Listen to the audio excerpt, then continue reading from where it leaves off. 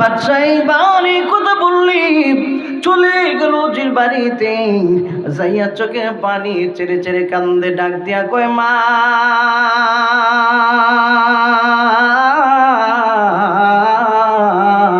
ও মা গো, তোমার কাছে একটা প্রস্তাব নিয়ে আসলাম বাবা। কি প্রস্তাব? তোমার বিবাহের প্রস্তাব। মেয়েটা ডাক দিয়া কয় আব্বা গো, ও আব্বা, আমাকে তুমি এটা কে শোনাইলাম? আমি যদি বিয়ে করিনি তোমাকে কে লালন পালন করবে? তোমার কাপড় চোপড় কে ধুয়ে দিবে? তোমার খাবার দাবার কে পরিবেশন করবে?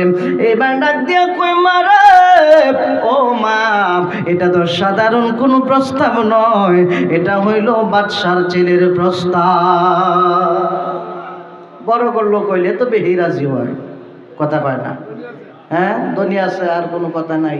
এরপরেও তার ভিতরে 30 পারা কোরআন আছে যে সে বলতেছে আব্বা আপনি বাদশার ছেলে দেখলেন কিন্তু খবর নিয়ে দেখলেন না সে কোরআন পড়ছে কিনা। কারণ আমি 30 পারা কোরআনের হাফেজা, আমার সাথে সংসার করতে হইলে অন্তত পক্ষে 30 পারা কোরআনের হাফেজ না হইলেও সহি শুদ্ধ কোরআন তো পড়তে হবে। জোরে বলেন ঠিক কিনা? এটা তো জানি না, জীবনে কোনোদিন দেখছি না মক্তবের বারিন্দাত গেছে এবার কোরআন পড়বো কেমনে। তাইলে যাও, যা না করে দাও, আমি তার কাছে বিবাহ বসতে রাজি। কষ্ট হইতেছে মনে হয়, খারাপ লাগতেছে মনে হয়। এবার ডাক দিয়া কয় তাইলে কি করা? না করে দাও। বাদশার কাছে যায় বলে এই আমার মেয়ে তো আপনার ছেলের কাছে বিবাহ বসতে রাজি না, কারণ আপনার ছেলে উজু জানে না, গোসল জানে না, কোরআন পড়ছে না জীবনেও, এই জন্য। উজির এই কথা বলার সাথে সাথে বাদশার মেজাজ গরম হয়ে গেছে। উজির, 1 নাম্বার অন্যায় করছস, তুই আগে আমারে জানাস নাই যে তোর একটা 30 পারা কোরআনে মেয়ে আছে? যাও জানছি এখন কোচ বিবাহ বসবে না, তাইলে আমার একটা আইন শুন, আগামী কালকের ভিতরে যদি তোর মেয়ে রাজি না হয় তোরও গর্দান যাইব, তোর মেয়েরও, জোরে কয় না, তোরও গর্দান যাইব, তোর মেয়েরও গর্দান যাইব। এই কথা যখন কইছে, কওয়ার পরে বাড়া খুশি না বেজার? কথা কয় না দি, খুশি না বেজার? বেজার হয়ে গেছে।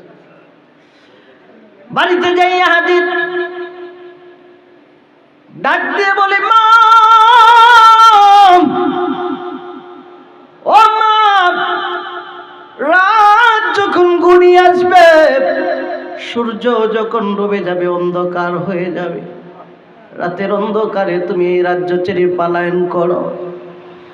ডাক দিয়া বলে বাবা, রাতের অন্ধকারে পলায়ন করব কেন? কি হয়েছে?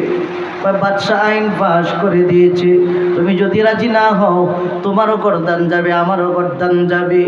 আমি উজির, দেশের বাইরেও আমারে চিনে, এই রাজ্যের ভিতরেও আমি উজিরের চিনে, কিন্তু তুমি তো সুন্দর করে হেজাব পরে পর্দা সহকারী কোরআন পড়েছ, কেউ কোনোদিন তোমারে দেখতে পারে নাই।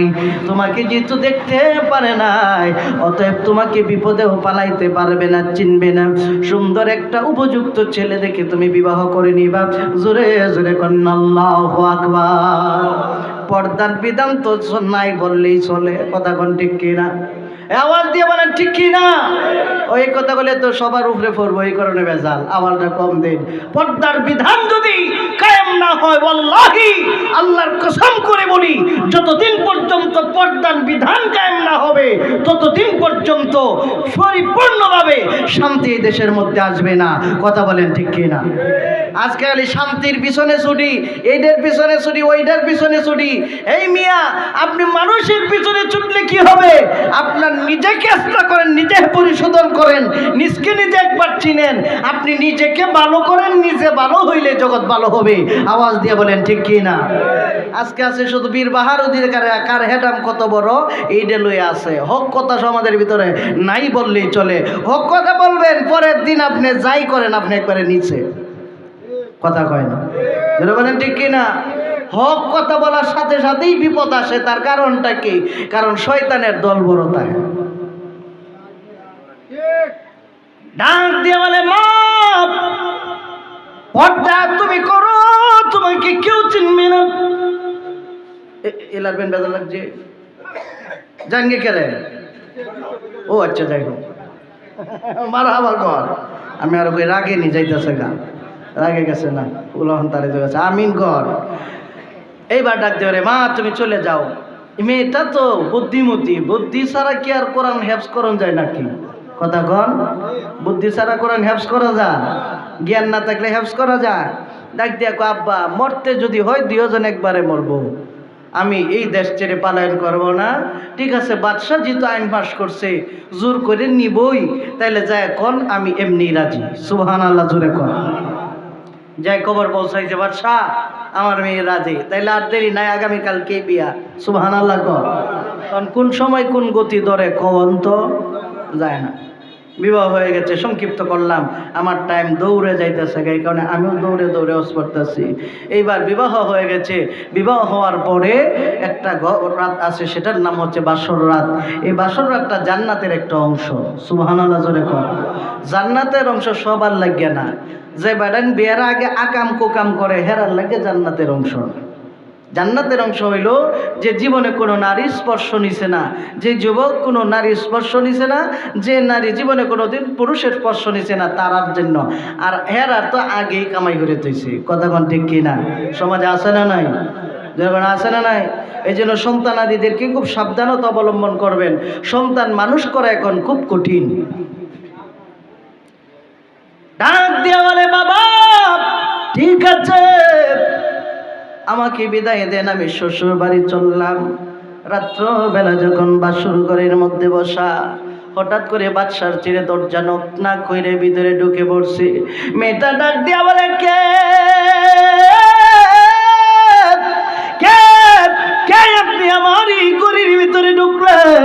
জানতে বড় মনে চায়। ডাক দিয়া কয়, বিবি রে, ও বিবি আমি তো তোমার স্বামী। কয়, স্বামী হয়েছেন তো কি হয়েছে?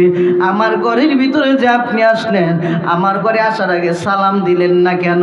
অনুমতি নিলেন না কেন? জোরে জোরে কন্যা সুবহানাল্লাহ। কয়টা যে সালামও দিলেন না, অনুমতিও নিলেন না, ব্যাপারটা কি? আমার ঘরে ঢুকাম আমি, অনুমতির দরকারটা কি? আমার ঘরে আমি ঢুকবো, অনুমতির দরকার কি? ডাক দিয়ে কয়, না আগের আইন এখন আর চলবে না, এখন নতুন আইন, কোরআনের আইন চলবে। জোরে জোরে কন্যা আল্লাহু আকবার।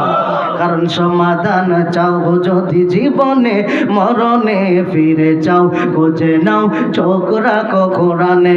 সমাধান চাও যদি জীবনে, মরণে ফিরে যাও খুঁজে নাও চোখ রাখো কোরআনে। তবেই পাবে সুখ শান্তির ঠিকানা, তবেই পাবে সুখ শান্তির ঠিকানা, যদি মেনে নাও তুমি মনে প্রাণে। সমাধান সমাধান চাও যদি জীবনে, মরণে ফিরে যাও খুঁজে নাও চোখ রাখো কোরআনে। কথা কোন ঠিক কিনা?